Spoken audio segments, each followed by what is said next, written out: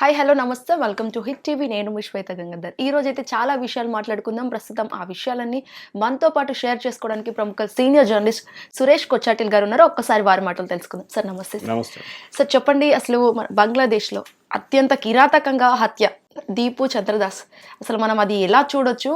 దీనిపైన కొన్ని దేశాల వారు కూడా అసలు స్పందించట్లేదు. ముఖ్యంగా భారతదేశం కూడా కొన్ని సంచలన వ్యాఖ్యలు చేయడం అయితే జరిగింది. అసలు ఎలా చూడొచ్చు సార్? దీనిపైన ఎలాంటి చర్యలు తీసుకోవాలనుకుంటుంది భారతదేశం? బంగ్లాదేశ్లో జరుగుతుంది ఒక ఇస్లామిక్ ఫండమెంటలిజం. ఓకే, అక్కడ జమైతే ఇస్లామీ అని చెప్పి ఒక ఇస్లామిక్ గ్రూప్ ఉంది. భారతదేశంలో కూడా ఉంది వాళ్ళ బ్రాంచ్ ఒకటి, జమైతే ఇస్లామీ హింద్ అని చెప్పి మన దగ్గర ఉంది. రైట్. వాళ్ళకి ఏంటంటే క్యాలిఫేట్ స్థాపించడం, ఒక ఇస్లామిక్ రూల్స్ స్థాపించడం వాళ్ళ ఫైనల్ ఎయిమ్ జీవితంలో. దానికోసం వాళ్ళు ఏమైనా చేస్తారు. షేక్ హసీనా ఉన్నప్పుడు వీళ్ళని చాలా టైట్ కంట్రోల్లో పెట్టుకున్నారు ఆమె. కానీ ఆమె బంగ్లాదేశ్ నుంచి బయటకు వచ్చిన తర్వాత వీళ్ళు మళ్ళీ తలగ్లేసి వీళ్ళు మళ్ళీ మొదలు పెట్టారు వీళ్ళ ప్రొటెస్ట్. ఇప్పుడు మనం దానికోసం వెళ్ళాలంటే కొంచెం వెనకకి తిరిగి చూడాల్సి వస్తుంది. 1971 తర్వాత అక్కడ బంగ్లాదేశ్ స్థాపించిన తర్వాత, ఈస్ట్ పాకిస్తాన్ బంగ్లాదేశ్ అయిన తర్వాత భారతదేశం అక్కడ వెళ్ళి యుద్ధం చేసి పాకిస్తాన్ ఆర్మీని ఓడించి వాళ్ళ సరెండర్ తీసుకొని బంగ్లాదేశ్ క్రియేట్ చేశారు. రైట్. షేక్ ముజీబుర్ రెహమాన్ ఫస్ట్ ప్రధానమంత్రిగా, వాళ్ళ ఫాదర్ ద నేషన్ హసీనా వాళ్ళ ఫాదర్. దాని తర్వాత మనందరూ తెలిసిందే కొన్ని సంవత్సరాల తర్వాత షేక్ ముజీబుర్ రెహమాన్ హత్య చేశారు. అక్కడ ఉన్న ఇస్లామిక్ ఫండమెంటలిస్ట్ మరి ఇదే జమైతే ఇస్లామీ లాంటి గ్రూప్స్. దాంతోపాటు కొంతమంది ఆర్మీ వాళ్ళు కూడా ఉన్నారని ఒక రూమర్ ఉండే ఆ టైంలో షేక్ హసీనా బంగ్లాదేశ్లో లేకుండే, దానికోసం ఆమె బతికి బయటపడ్డది. లేకుంటే మన ఫ్యామిలీ ముందు అందరూ చంపేశారు వాళ్ళు. ఈ పరిస్థితిలో మళ్ళీ హిస్టరీ రిపీట్ అవుతుంది. మళ్ళీ షేక్ హసీనాని చంపడానికి ట్రై చేసినప్పుడు ఆమెను భారతదేశం కరెక్ట్ టైంకి బయటికి తీసుకొచ్చారు. బంగ్లాదేశ్ నుంచి తీసుకొచ్చి మన వైపు హెలికాప్టర్ తీసుకొచ్చి అక్కడి నుంచి బంగ్లాదేశ్ నుంచి ఒక స్పెషల్ ఫ్లైట్లో భారతదేశాన్ని తీసుకొచ్చారు. హిండన్ ఎయిర్ ఫోర్స్లో దిగారు. వాళ్ళు ఇప్పుడు ఎక్కడున్నారని మనకు తెలియదు. ఇండియన్ గవర్నమెంట్ ప్రొటెక్షన్లో ఉన్నారు వాళ్ళు. కానీ బంగ్లాదేశ్లో ఇప్పుడు ఇదెందుకు తరలేస్తుందంటే స్పెసిఫిక్లీ ఈ మొహమ్మద్ యూనిస్ గవర్నమెంట్ అని చెప్పలేము, ఒక అడ్వైజర్ గవర్నమెంట్. ఒక 6 నెలల ముందు మనకు తెలిసింది అక్కడ స్టూడెంట్ ప్రొటెస్ట్ జరిగిన తర్వాత, సో కాల్డ్ స్టూడెంట్ ప్రొటెస్ట్. ఆ ప్రొటెస్ట్ ఎందుకు జరిగిందానికి కూడా ముజీబుర్ రెహమాన్తోనే కనెక్షన్ ఉంది. బంగ్లాదేశ్లో మనం బంగ్లాదేశ్ ఆక్యుపై చేసుకున్నప్పుడు, బంగ్లాదేశ్ యుద్ధం చేసుకున్నప్పుడు మనం అక్కడ వెళ్ళే ముందు వాళ్ళదొక పారామిలిటరీని ట్రైన్ చేశాం. ఒక చిన్న గరిల్లా గ్రూప్ ముక్తి బాహిని అని చెప్పి. వాళ్ళకి ఏం చేశామంటే, ముక్తి బాహిని సివిలియన్స్ వాళ్ళు, కానీ వాళ్ళు పాకిస్తాన్ వ్యతిరేకం. వాళ్ళకి ఆయుధాలు ఇచ్చి ఇండియన్ ఆర్మీ ట్రైనింగ్ ఇచ్చారు వాళ్ళకి. దాని తర్వాత ఇండియన్ ఆర్మీ అక్కడ ఎంటర్ అయినప్పుడు సపోర్ట్ ఉండే, లోకల్ సపోర్ట్ ముక్తి బాహిని వాళ్ళు ఇచ్చారు. అది మన జాబ్ కొంచెం ఈజీగా చేసేసింది అనమాట ఎంటర్ చేయడానికి. పాకిస్తాన్ సోల్జర్స్ మీద దాడి చేయడం, వాళ్ళ మీద అటాక్లు చేయడం, వాళ్ళ మీద గ్రెనేడ్ అటాక్ చేయడం అంతా జరిగింది. దాంతో ఇండియన్ ఆర్మీ ఈజీగా ఎంటర్ అయిపోయారు బంగ్లాదేశ్ లోపలికి. తర్వాత వీళ్ళు ఒక ఫ్రీడమ్ ఫైటర్ స్టేటస్ తీసుకున్నారు. వీళ్ళకి ఫ్రీడమ్ ఫైటర్ స్టేటస్, మన దేశం కూడా అంతే కదా, బ్రిటిష్ వాళ్ళు వ్యతిరేకంగా పోరాటం చేసిన వాళ్ళకి మనం ఫ్రీడమ్ ఫైటర్ స్టేటస్ ఇచ్చి వాళ్ళకి పెన్షన్ కానివ్వండి, వాళ్ళ పిల్లలకి రిజర్వేషన్ కానివ్వండి అన్నీ కల్పించాం. వీళ్ళకి కూడా అంతే చేశారు. బాగానే నడిచింది. కానీ ఒక సంవత్సరం 2 సంవత్సరాల ముందు నుంచి ప్రొటెస్ట్ మొదలైంది. అక్కడున్న ఇస్లామిక్ ఫండమెంటలిస్ట్ వాళ్ళకి బంగ్లాదేశీ బెంగాలీస్, వీళ్ళు బెంగాలీ ముస్లిమ్స్ ఉండొచ్చు, బెంగాలీ హిందూస్ ఉండొచ్చు. కానీ అక్కడున్న చాలామంది ఇప్పుడు కూడా పాకిస్తాన్ సింపతి ఉన్న వాళ్ళు ఉన్నారు అక్కడ. పాకిస్తాన్ కావాలని చెప్పి యుఎస్ గవర్నమెంట్ సహాయంతో, జార్జ్ సోరోస్ లాంటి వాళ్ళ ఫండింగ్తో అక్కడ గొడవ మొదలుపెట్టారు. ఫస్ట్ ఏమన్నారంటే వీళ్ళకి రిజర్వేషన్ తగ్గించాలని చెప్పారు. హసీనా గవర్నమెంట్ అన్నారు ఓకే వీ విల్ థింక్, వీళ్ళు చేసిస్తాం. కాదు, తర్వాత మొత్తం రిజర్వేషన్ తీసేయాలని చెప్పారు. వాళ్ళకి అసలు ఏమి ఇవ్వకూడదు, వాళ్ళకి ఫ్రీడమ్ ఫైటర్ లేదు, ఏం లేదు అని చెప్పారు. అప్పుడు కొంచెం గొడవ మొదలైంది. వాళ్ళ వైపు నుంచి కూడా కొంచెం ప్రొటెస్ట్ ఉండే. సార్, ఇక్కడ రిజర్వేషన్ ఎందుకు తీసేయాలనుకున్నారు? వాళ్ళకు వద్దంటారు. వాళ్ళు ఈ బంగ్లాదేశ్ కోసం పోరాడిన వాళ్ళకి పాకిస్తాన్ యాంటీ పాకిస్తాన్ కదా వాళ్ళు. రైట్. వీళ్ళేమో ప్రో పాకిస్తాన్ ఇప్పుడున్న రెజీమ్ అక్కడ. స్టూడెంట్ ప్రొటెస్టర్స్ ఎవరైనా కానీ వీళ్ళందరూ పాకిస్తాన్ డబ్బులు ఇచ్చి పాకిస్తాన్ ఆర్మీ సహాయంతో ఐఎస్ఐ సపోర్ట్తో చేస్తున్న ఈ అజిటేషన్ అంతా. సో ఇది ఒక బ్యాక్గ్రౌండ్. దానికోసం నేను మీ సడన్గా అనుకుంటా ఈ స్టూడెంట్ ప్రొటెస్ట్ ఎట్లా మొదలైంది అనేది, సో కాల్డ్ స్టూడెంట్ ప్రొటెస్ట్. దాంతో షేక్ హసీనా అక్కడి నుంచి పారిపోయింది. మన అందరు తెలిసింది భారతదేశానికి వచ్చేదామె. దాని తర్వాత మొహమ్మద్ యూనిస్ గవర్నమెంట్ ఏమన్నారంటే మేము అంత త్వరలో ఎలక్షన్ చేపిస్తా అన్నారు. కానీ ఎలక్షన్ చేయలేకపోయారు ఇప్పుడు దాకా. ఒకటి వాళ్ళు షేక్ హసీనా గవర్నమెంట్ని అవుట్లా చేసేసారు. వాళ్ళంటే వాళ్ళ పార్టీ అవామీ లీగు ఇల్లీగల్ అని డిక్లేర్ చేశారు. వాళ్ళకి అధికారం లేదు చేయడానికి. వాళ్ళు ఎక్స్క్యూజ్ ఏం చూస్తారంటే షేక్ హసీనా టైంలో చాలామందిని ఎక్స్ట్రా జ్యుడిషియల్ కిల్లింగ్స్లో చంపేశారు. బహుశా నిజం ఉండొచ్చు, ఎందుకంటే ఆ టైంలో అక్కడ ఉన్న జమైతే ఇస్లామీ వాళ్ళు గవర్నమెంట్ మీద దాడి చేసినప్పుడు గవర్నమెంట్ ఫోర్సెస్ తిరిగి దాడి చేశారు వాళ్ళ మీద. చాలా మటుకు జరిగింది, అది లేదని మనం అంగీకరించలేము దాన్ని. కానీ దాన్ని what is needed at that time ఆ గవర్నమెంట్ని స్టేబుల్గా ఉంచుకోవడానికి, ఆ దేశంని స్టేబుల్గా ఉంచుకోవడానికి చేసిన పని అన్నమాట ఇది. దాని తర్వాత మనం తెలిసిందే ఈ ప్రొటెస్ట్ అంతా మొదలైనప్పుడు అక్కడున్న అవామీ లీగ్ వాళ్ళ మీద దాడి చేయడం మొదలుపెట్టారు. దాని తర్వాత హిందువులు ఉన్నారు, అవామీ లీగ్కి చాలామంది సపోర్ట్ హిందూస్ ఉన్నారు, హిందువుల మీద దాడి చేయడం మొదలుపెట్టారు. ఇప్పుడు కదా మనకు గుర్తుంటుంది 6 నెలల ముందు 8 నెలల ముందు హిందూ ఫ్యామిలీస్ మీద దాడి చేయడం, వాళ్ళని చంపడం అంతా జరిగింది. అదే ప్రొటెస్ట్ మనం ఇటువైపు చూస్తాం బెంగాల్లో. అది డిఫరెంట్ టైం. మమతా బెనర్జీ గవర్నమెంట్లో అక్కడ మిద్నాపూర్ డిస్ట్రిక్ట్లో కూడా చాలామంది హిందువులు చంపేశారు. అప్పుడు అక్కడ కూడా చేసిన ఇదే బంగ్లాదేశీ ముస్లిమ్స్ వాళ్ళు, బంగ్లాదేశ్ నుంచి వచ్చి ఇల్లీగల్గా వెస్ట్ బెంగాల్లో ఉంటున్న ముస్లిమ్స్ వాళ్ళనే మమతా బెనర్జీ ప్రొటెక్ట్ చేస్తారు. ఇప్పుడు ఎస్ఐఆర్లో వాళ్ళ పేర్లు తీసేస్తే ఆమె గొడవ చేస్తుంది దానికోసం. వాళ్ళకి ఓట్లు ఉండదు, వాళ్ళకు ఉంటుంది అని. వాళ్ళు బంగ్లాదేశ్ వాళ్ళు, మనం ఎందుకు వాళ్ళకి ఓట్లు ఇవ్వాలి? ఈ పరిస్థితుల్లో ఇప్పుడు నడుస్తున్నాయి గొడవ, ఒక బ్యాక్గ్రౌండ్ అనమాట. ఇప్పుడు ఏం జరగబోతుంది? ఈ హత్య తర్వాత మీరు చెప్పినట్టు దీపుది చాలా దారుణమైన హత్య జరిగింది. 12 మందిని అరెస్ట్ చేశారని చెప్తున్నారు. ఇవాళ కూడా వచ్చిన రిపోర్ట్ ప్రకారం పాప ఆయన ఒక్కరే అంటారు, ఆ ఫ్యామిలీ 8 మంది ఉన్నారు.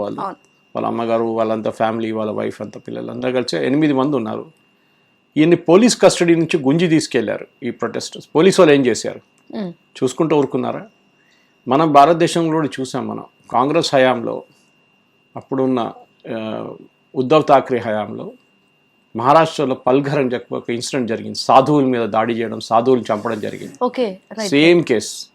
వాళ్ళు పోలీస్ కస్టడీలో ఉన్నారు, వాళ్ళ మీద పిల్లల్ని ఎత్తుకెళ్తున్నారని చెప్పి ఆరోపణ చేసి ఆ సాధువుల్ని అక్కడే రోడ్డు మీద నరికి చంపేశారు.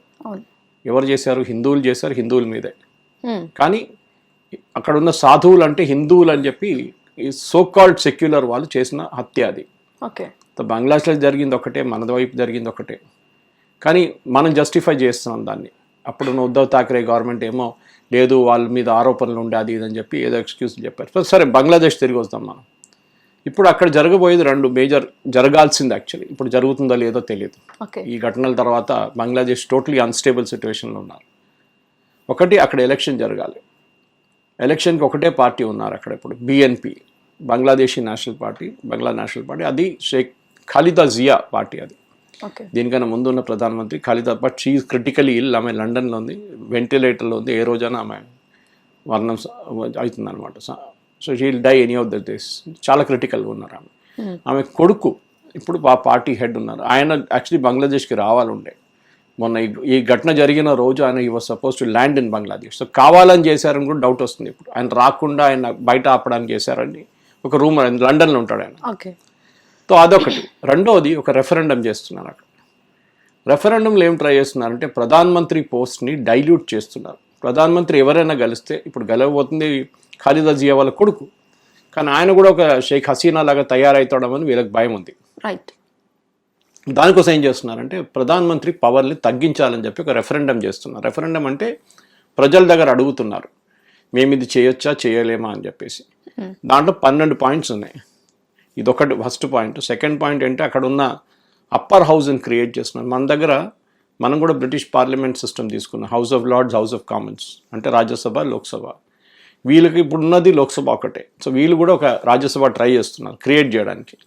సో దానికి ఒక ప్రొపోర్షనేట్ ఓటింగ్ పర్సంటేజ్ తీసుకొస్తున్నారు. అంటే బేసిక్లీ ఇట్లా ఉంటుంది అన్నమాట. సపోజ్ మన భారతదేశం తీసుకుందాం, బీజేపీ వాళ్ళకి 40% ఓట్లు వచ్చినాయి. మొత్తం 100లో 40% వచ్చి మిగతా అందరికీ 20-30 10 అట్లా వస్తుంది. అప్పర్ హౌస్కి ఇప్పుడు మనం ఎలక్ట్ చేస్తుంది ఎమ్మెల్యేస్తోని స్టేట్ నుంచి ఎలక్ట్ చేసి పంపిస్తున్నాం రాజ్యసభకి ఎంపీస్ని. అది కాకుండా బంగ్లాదేశ్లో ఏం ట్రై చేస్తున్నారంటే వీళ్ళు ప్రొపోర్షనేట్ రిప్రజెంటేషన్ పెడుతున్నారు. అంటే మీకు వచ్చిన ఓట్లు లోవర్ హౌస్లో దాన్ని బట్టి అంత మెంబర్స్ని మీరు నామినేట్ చేసుకోవచ్చు. సో 40% వచ్చింది అనుకోండి, 100 మంది ఉన్న అప్పర్ హౌస్ ఉంటే 40 మందిని మీరు నామినేట్ చేసుకోవచ్చు వాళ్ళ పార్టీ వైపు నుంచి. ఈ 40 మంది బహుశా మిగతా 60 మంది అందరు కలిసి ప్రెసిడెంట్ని ఎలక్ట్ చేస్తారు. వీళ్ళేం చేస్తున్నారు అంటే ఆ ప్రెసిడెంట్ పవర్ని కొంచెం పొడిగిస్తున్నారు. అంటే మన దగ్గర ఉన్న ప్రెసిడెంట్ పవర్ లాగా కాదు. మన దగ్గర ప్రెసిడెంట్ ఇస్ ఆల్మోస్ట్ ఒక టైట్యులర్ హెడ్ అని చెప్తాం. ఆమెకు పవర్లు ఏం లేవు ఎక్కువ. కానీ అక్కడే వాళ్ళు ఏం చేస్తున్నారు అంటే పొలిటికల్ పవర్ ట్రై చేస్తున్నారు ప్రెసిడెంట్కి. అంటే ప్రైమ్ మినిస్టర్ పవర్ తగ్గించి ప్రెసిడెంట్ పవర్ కొంచెం హై చేస్తున్నారు. అంటే బ్యాలెన్స్ ఉండాలన్నమాట. ఒక షేక్ హసీనా మళ్ళీ తయారు కాకూడదు అని చెప్పి నేను చెప్పాను చూడండి, దీనికి ఒక భయం ఉంది వాళ్ళకి. అది ఒక రెజల్యూషన్. అట్లనే చాలా ఉన్నాయి, ఒక 12 రెజల్యూషన్స్ ఉన్నాయి. కానీ అన్నిటికీ లాస్ట్ ఎస్ ఆర్ నో అని చెప్పాలి మీరు. సో టిపికలీ మీరు ఒక రెఫరెండంకి వెళ్తే ఆ 12 పాయింట్లో మీకు 8 పాయింట్లు నచ్చవచ్చు, ఓకే వెరీ గుడ్. 4 పాయింట్లు నేను అగ్రీ చేయను, మీకు ఆప్షన్ లేదు. అన్ని 12 ఎస్ అని చెప్పాల్సి వస్తుంది. ఒకటే పాయింట్ ఇచ్చారు, ఎస్ ఆర్ నో. ఈ పాయింట్స్ అన్ని ఎస్ ఆర్ నో, స్పెసిఫిక్ ఈ పాయింట్ కాదు, మొత్తం అన్ని points 12. So either you say yes or no.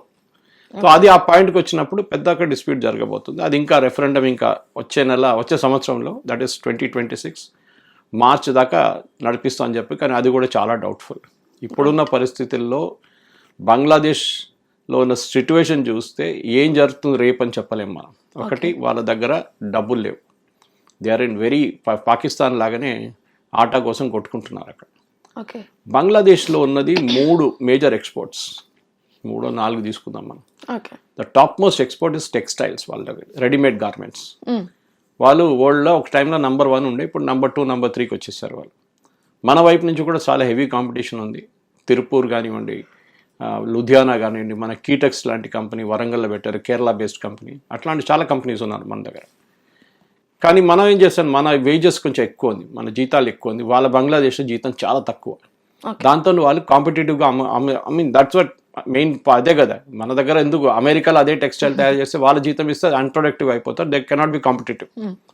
బంగ్లాదేశ్లో జీతం తక్కువ ఉందని చెప్పి వాళ్ళు తక్కువ రేట్లు అమ్ముకుంటున్నారు యూఎస్లో. ఈ ఘటన జరిగిన తర్వాత దీనికన్నా ముందు కూడా ఒక కస్టమర్, ఫర్ ఎగ్జాంపుల్ టార్గెట్ కానీ వాల్మార్ట్ కానీ ఎవరైనా అక్కడ ఉన్న మేజర్ రీటైలర్స్ వాళ్ళకి స్టడీ సప్లై చైన్ ఉండాలి. అంటే మేము ఇప్పుడు వాళ్ళు ఆర్డర్ చేయబోతున్నది మార్చ్ కోసం, వాళ్ళు జనవరి కోసం ఇప్పుడు ఆర్డర్ చేయరు. మార్చుకున్న డిజైన్లు ఏమేమి ఉంది, ఏమేమి కావాలి, ఇన్ని లక్షలు కావాలి, ఈ పీసులు కావాలి, ఇట్లా ఉండాలి, ఈ సైజులో ఉండాలి, మొత్తం డీటెయిల్గా ఉంటుంది. ఆ మార్చ్ ఆర్డర్స్ ఇప్పుడు అట్లా నేను చెప్తాను, 3 నెలల ముందు చేస్తారు. మార్చ్ అని చెప్పట్లేదు. ఇప్పుడు డిసెంబర్ కావాల్సిన ప్రోడక్ట్ ఆల్రెడీ వాళ్ళు ఒక సెప్టెంబర్లో ఆర్డర్ చేసి ఉంటారు, క్రిస్మస్ సీజన్ వాళ్ళకి. సో అది నవంబర్ దాకా వచ్చేస్తుంది యుఎస్లో. సో టారిఫ్ మన మీద పడ్డప్పుడు మన మీద టారిఫ్ సెప్టెంబర్ అక్టోబర్లో పడ్డది, ఆగస్ట్ అని పెట్టుకోవచ్చు. దాని తర్వాత మన టెక్స్టైల్ ఎక్స్పోర్ట్స్ పడిపోయింది, మన మీద 50% పెట్టారు. ప్లస్ పాత ఒక 12% ఉండే, సో 62% అయిపోయింది మొత్తం. బంగ్లాదేశ్కి అదే టైంలో 15% పెట్టారు. 15% టారిఫ్ వాళ్ళకి, ఆలోచించండి. సో వాళ్ళు కాంపిటేటివ్ అయిపోయారు యూఎస్లో. కానీ మనం చూస్తే నవంబర్లో మన ఫిగర్స్ వచ్చింది, నవంబర్ ఎక్స్పోర్ట్ ఫిగర్స్, దాంట్లో భారతదేశం ఎక్స్పోర్ట్స్ యూఎస్కి 22% పెరిగింది. టారిఫ్ పెట్టిన తర్వాత కూడా పెరిగింది. ఎందుకంటే at the end of the day quality చూస్తారు, మీ క్వాలిటీ ఎంత బాగుంది, క్వాలిటీ బట్టే వాళ్ళు కొంటారు. సో కొంచెం ప్రైస్ ఎక్కువైనా కానీ మా కస్టమర్లు ఇవ్వడానికి రెడీ ఉన్న టారిఫ్ వాళ్ళే కడుతున్నారు కదా, మనం కట్టట్లేదు. టారిఫ్ మనం అనుకుంటాం టారిఫ్ మన కంపెనీల మీద అని కాదు, అమెరికాలో ఎవరు కొంటున్నారో వాళ్ళ మీద టారిఫ్ వేస్తున్నారు. సో మనకే నష్టం. మన ఇక్కడ నుంచి $10 ఒక డ్రెస్ పంపిస్తే $10 అక్కడ అందుతుంది, కానీ వాళ్ళు దాని మీద 50% వేస్తే $15 అయిపోతుంది. వాళ్ళు కడుతున్నారు 15, కస్టమర్ కడుతున్నారు అనమాట, మనం కట్టట్లేదు. సో దానికోసం వాళ్ళ దగ్గర కన్జ్యూమర్ చాలామంది ప్రొటెస్ట్ చేస్తున్నారు. ఈ టారిఫ్ తీసుకొచ్చిన తర్వాత కూడా 50 ఐటెంల మీద స్పైసెస్, టీ, భారతదేశం నుంచి పంపించే బాస్మతి రైస్, దీని మీద అన్ని టారిఫ్ తగ్గించారు ట్రంప్. అది ఎవరికి తెలియకుండా మెల్లగా చేశారు ఆయన, ఎక్కువ గొడవ ఉండకూడదు అక్కడ, అమెరికన్స్ గొడవ చేస్తారని చెప్పి. కానీ ఇండియన్స్కి అది కావాలి. స్పైసెస్ మీరు ఎక్కడి నుంచి తెచ్చుకుంటారు, భారతదేశం నుంచి వెళ్ళాలి కదా, ఎక్కడి నుంచి మిరపకాయలు కానీ మీరు టర్మరిక్ కానీ ఎక్కడి నుంచి తెచ్చుకుంటారు, ఇండియా నుంచి ఉంటుంది. బాస్మతి కూడా అంతే. సో బిగ్ స్టోరీ ఏంటంటే ఇప్పుడు బంగ్లాదేశ్ వైపు నుంచి వెళ్ళే ఎక్స్పోర్ట్స్ని మనం ఏం చేయాలి. ఇప్పుడు ఇవాళ చూసాం బాయ్కాట్ బంగ్లాదేశ్ గుడ్స్ అని చెప్పి ట్రెండ్ అవుతుంది ఇవాళ ట్విట్టర్లో పొద్దున్న నుంచి. బంగ్లాదేశ్ నుంచి టెక్స్టైల్ బయటకు పంపిస్తున్నది. For example company like Zudio, వాళ్ళు చాలా మటుకు బంగ్లాదేశ్ నుంచి తెప్పించుకుంటుండే, కానీ వాళ్ళు 6 నెలల ముందు బంద్ చేసేసారు. ఇంటర్నేషనల్ మార్కెట్స్లో కూడా ఇండియన్స్ దగ్గర అదే చేయమంటున్నారు, again boycott Bangladeshi goods, made in Bangladesh textile మీద ఉంటే కొనకండి అని చెప్పి ప్రొటెస్ట్ స్టార్ట్ చేస్తారు. ఇది మంచిది, ఎందుకంటే నేను అదే చెప్పాను, ఫస్ట్ పాయింట్ వాళ్ళది అక్కడ. మన గవర్నమెంట్ కూడా ఏం చేయాలంటే మన టెక్స్టైల్ కంపెనీకి కొంచెం సబ్సిడీ ఇచ్చి ఒక 25 మిలియన్ 50 మిలియన్ ఇచ్చేసి మీరు యూఎస్ మార్కెట్లో అమ్మేసుకోండి. అప్పుడు వాళ్ళ టారిఫ్ తగ్గిపోతుంది వాళ్ళకి ఎఫెక్టివ్లీ, వాళ్ళకి మనం డిస్కౌంట్ ఇచ్చినప్పుడు, ఒక ఇన్సెంటివ్ ఇచ్చినప్పుడు. దాంతో బంగ్లాదేశ్ ప్రోడక్ట్స్ మొత్తం దెబ్బతింటుంది. అది మనం చేయాల్సింది. రెండవది జూట్, వాళ్ళ దగ్గర మేజర్ ఎక్స్పోర్ట్ జూట్ మన సంచిలో ఉంటుంది చూడండి, జూట్ సంచులు అట్లాంటివి. ఇప్పుడు ఎక్కువ జూట్ సంచులు వాడలేదు. ఇప్పుడు సిమెంట్ కూడా మీరు చూడండి, అందరు ప్లాస్టిక్ వాడుతున్నారు, ఓవెన్ వాడుతున్నారు, ఓవెన్ మెటీరియల్ వాడుతున్నారు. జూట్ మన వైపు నుంచి రా మెటీరియల్ వెళ్తుండే, అంటే బీహార్ మన వెస్ట్ బెంగాల్ నుంచి రా మెటీరియల్ జూట్ బంగ్లాదేశ్కి వెళ్ళి వాళ్ళు తయారు చేసి మన లోకల్ అంతా అమ్ముకుంటుండే వాళ్ళు. మనం ఒక 6 నెలల ముందు అది కూడా బంద్ చేసేసాం భారతదేశం నుంచి. No more raw material to Bangladesh. మెల్లగా ఏం చేస్తున్నాం అంటే వాళ్ళ మొత్తం వాళ్ళ ఎకనామిక్ ఒక ఏం చెప్తారు వాళ్ళ ఇండిపెండెన్స్ని మనం థ్రాటిల్ చేసేస్తున్నాం, ఫినిష్ చేసేస్తున్నాం. బహుశా ఇంకా ఒక సంవత్సరం లోపల యుఎస్ సపోర్ట్ చేస్తున్నారు, వాళ్ళకి డబ్బులు కూడా ఇస్తున్నారు. లేకుంటే ఇప్పుడు దాకా వాళ్ళు మొత్తం అడుక్కొని తినాల్సిన పరిస్థితికి వచ్చేసారు వాళ్ళు. కానీ యుఎస్ యూకే వీళ్ళిద్దరు కలిసి సపోర్ట్ చేస్తున్నారు. సరే అది నడుస్తూనే ఉంటుంది, నడవనండి, మనకు ప్రాబ్లం లేదు. కానీ మన వైపు నుంచి బంగ్లాదేశ్ని టోటల్గా ఎకనామిక్లీ బాయ్కాట్ చేయాల్సిన సిచ్యువేషన్. రెండవది మన వైపు నుంచి ఇప్పుడు ఫర్ ఎగ్జాంపుల్ మన దేశానికి రావాల్సిన, ఇప్పుడు నేను చూసాం అక్కడ మన కన్సులేట్ చాలా ప్లేసెస్లో ఉన్నాయి బంగ్లాదేశ్లో. ఢాకా ఒకటే కాదు, 6 చోట్లలో ఉన్నాయి. అక్కడ చట్టోగ్రామ్ ఉన్నాయి, చాలా సిల్హెట్లో ఉన్నాయి, చాలా ప్లేసెస్లో ఉన్నాయి. అదన్నీ లాస్ట్ 1 వీక్ నుంచి బంద్ పడింది. బంగ్లాదేశ్లో హాస్పిటల్ లేవు, మంచి హాస్పిటల్స్ లేవు, ఇంక్లూడింగ్ ఢాకాలో లేదు. ఉన్నాయి కానీ పేరు కోసం అంతే. ఇప్పటి నుంచో బంగ్లాదేశ్ వాళ్ళు భారతదేశానికి వస్తారు medical treatment.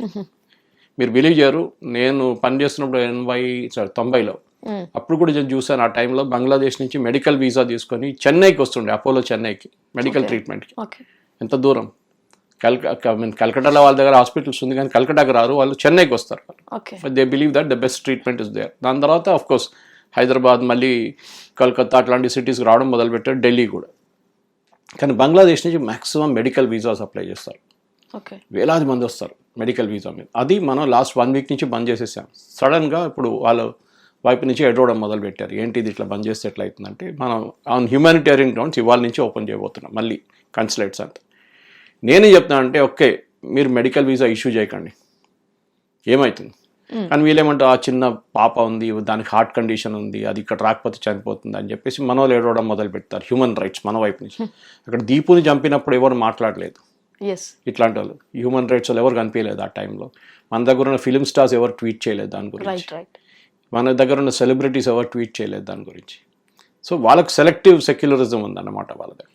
So overall picture చూస్తే బంగ్లాదేశ్కి నెక్స్ట్ ఒక 1-2 నెలల లోపల మన భారతదేశం స్లోలీ మెల్లమెల్లగా కప్పని వేడి నీళ్ళలో ఇస్తాట, మెల్లగా దాన్ని వేడి చేసుకుంటే పోతే బంగ్లాదేశ్ ఫినిష్ అయిపోతుంది. ఒకటేసారి చేయకూడదు, we should do it slowly. అదే మరిగా మన బే ఆఫ్ బెంగాల్లో మన ఎయిర్క్రాఫ్ట్ కెరియర్ పెట్టి పాకిస్తాన్ నుంచి ఏదైనా ఆయుధాలు పంపిస్తుంటే దానికి అడ్డుకోవడానికి కూడా ట్రై చేయాలి మనం. డైరెక్ట్గా అడ్డుకోలేము మనం. పాకిస్తాన్ అమ్మేసుకుంటున్నారు, పాకిస్తాన్ యుద్ధం ఇస్తున్నారు, కానీ బంగ్లాదేశ్లో డబ్బులు లేవు. సో ఎందుకు ఇస్తున్నారు? టర్కీ నుంచి డ్రోన్స్ తీసుకొస్తున్నారు. మన మీద వాడతారా రేపు? మన ఇండియన్ ఆర్మీ మీద వాడతారా ఆ ఏరియాలో, నార్త్ ఈస్ట్లో? అది చూడాల్సింది.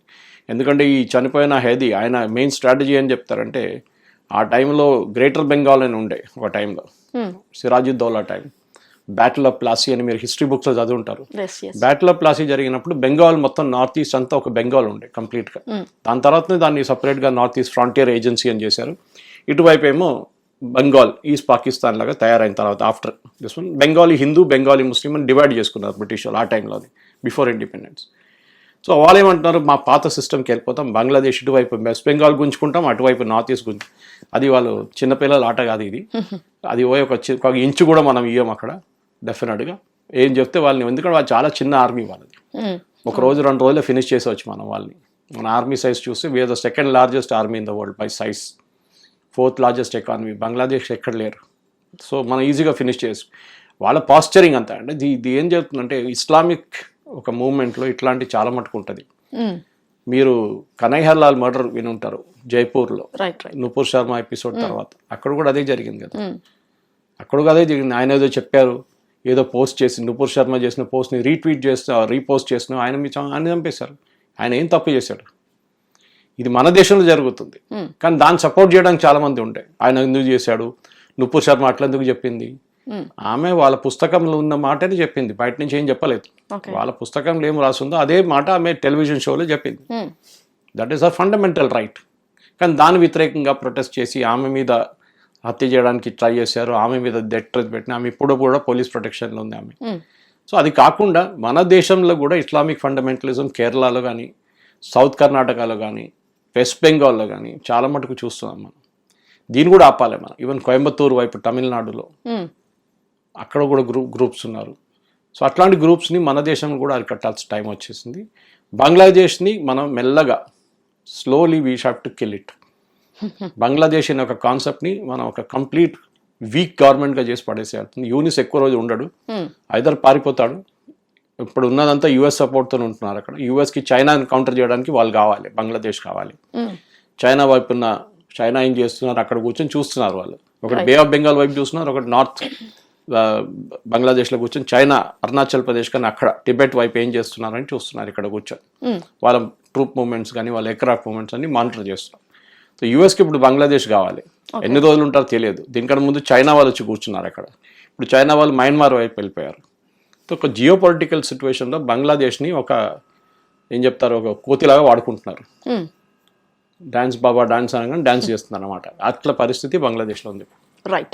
సో మీరు అన్నారు కాబట్టి సార్, ఆల్మోస్ట్ మనం చూసుకున్నట్లయితే దానికి సంబంధించి అంటే అకార్డింగ్ టు ఈ పొలిటికల్స్కి సంబంధించి ఏదైతే ఈస్ట్ పాకిస్తాన్కి సంబంధించి అస్సాంను అందులో కలపాలని చెప్పేసి అయితే కాంగ్రెస్ కుట్రలు వహిస్తుంది అన్న ఆరోపణలు వస్తున్నాయి. అది ఎంతవరకు కరెక్ట్ అంటారు అసలు? కరెక్ట్ అది. ఎందుకంటే మన హిస్టరీకి వెళ్ళి చూస్తే అస్సాంని ఈ కాంగ్రెస్ హయాంలో బంగ్లాదేశ్ వైపు తీసుకెళ్లాలని అప్పుడు ట్రై చేసిన హిస్టరీ మోదీ గారు మాట్లాడారు మొన్న దాని గురించి. Right right. It is there in the history, deny చేయలేము అది. మనం మీకు గుర్తుంటుంది అక్సై చిన్ అని లద్దాఖ్లో ఒక పెద్ద పోర్షన్ ఉంది, ఆల్మోస్ట్ హర్యానా సైజ్లో ఉంది. అది మనదే, అది లదాఖ్, పార్ట్ ఆఫ్ లదాఖ్ అది. అది నెహ్రూ గారు అక్కడ ఏం లేదు మనం ఎందుకు పెట్టుకుందాం అని చెప్పి చైనాకి ఇచ్చేశారు 38,000 స్క్వేర్ కిలోమీటర్స్.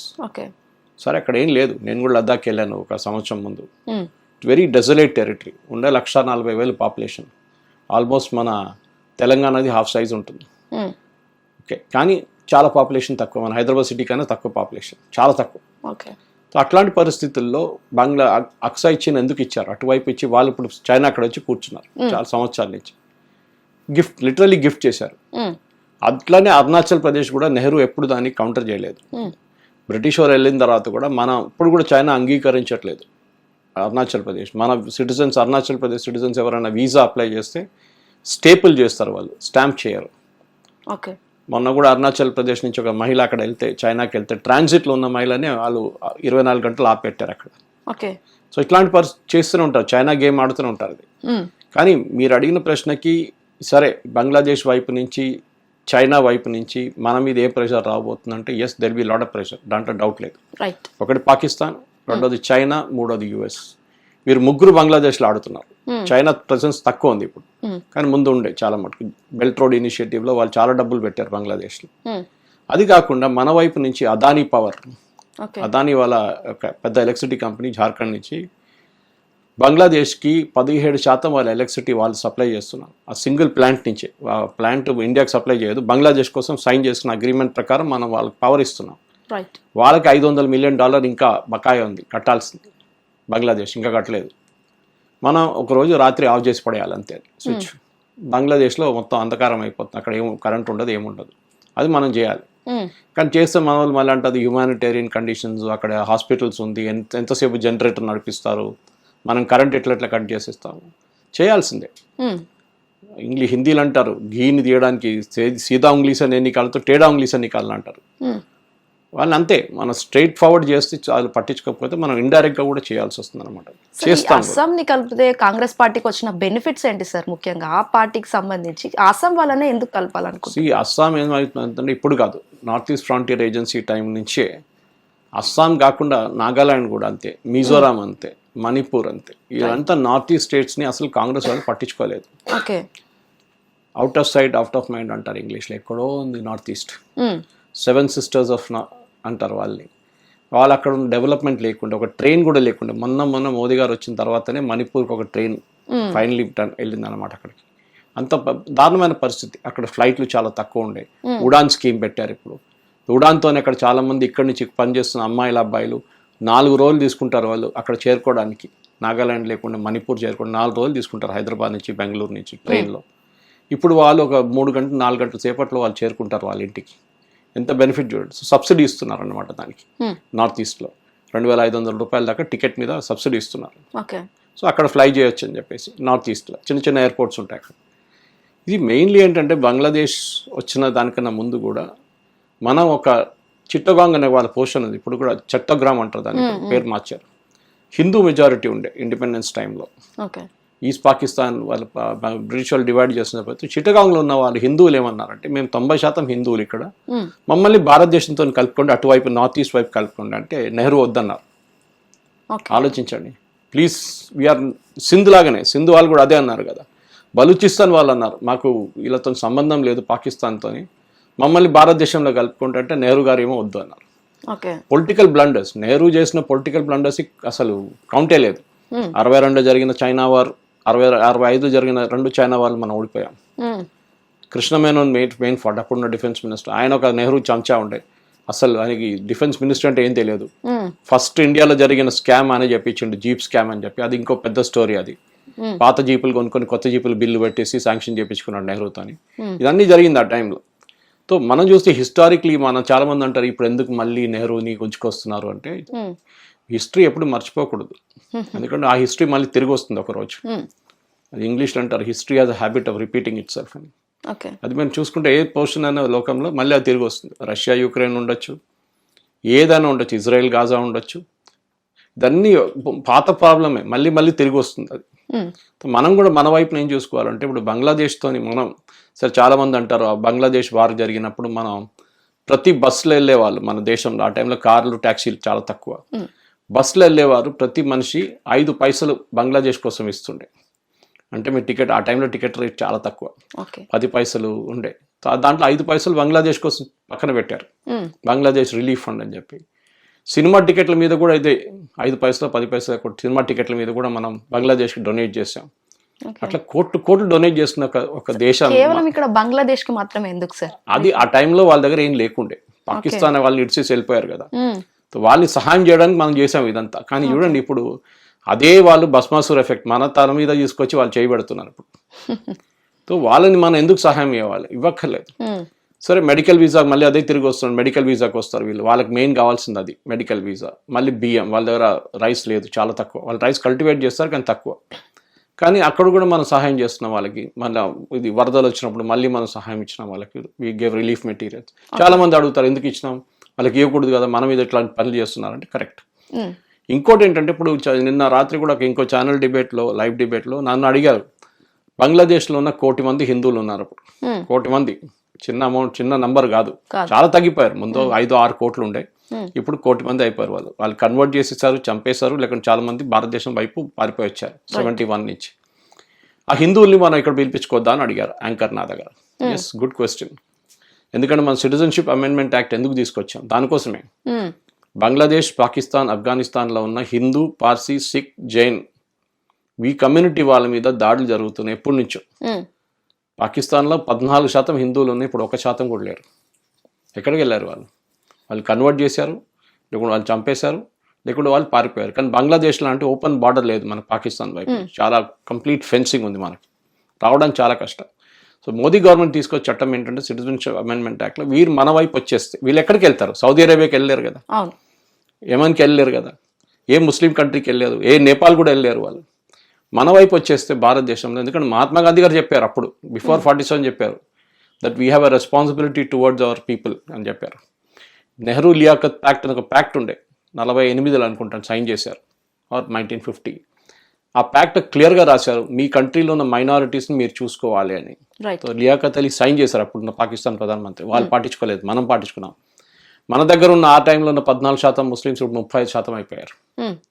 కానీ పాకిస్తాన్లో ఉన్న 14% 1% పడిపోయింది. బంగ్లాదేశ్ ఉన్న 18 నుంచి 24% ఇప్పుడు 2% అయిపోయింది.